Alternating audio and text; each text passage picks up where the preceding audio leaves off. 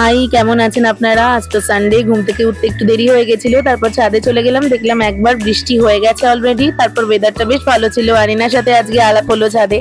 দেখলাম গিয়ে ইনি ছাদেই বসে আছেন। তারপর চটপট ছাদ থেকে নেমে লাঞ্চটা করে রেডি হয়ে নিলাম, কারণ মায়ের সাথে আজকে একটু বেরোনোর ছিল।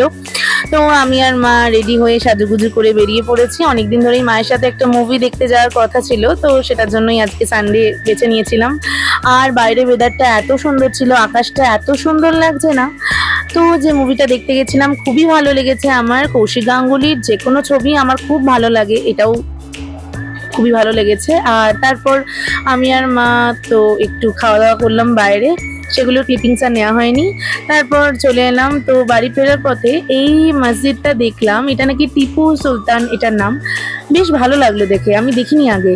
তো বাড়িতে এসে এনাকে যেহেতু একা রেখে যাওয়া হয়েছিল অনেকটা সময়ের জন্য, ইনি তো আমাদের ওপর প্রচন্ড অত্যাচার করলেন। মানে এনার যত অভিযোগ অভিমান সব প্রকাশ করে তারপর ঠান্ডা হলেন। আর বিকেলবেলা মায়ের সাথে, মানে সন্ধ্যেবেলা মায়ের সাথে বসে একটু পাঁপড় খাচ্ছিলাম ফিরে এসে।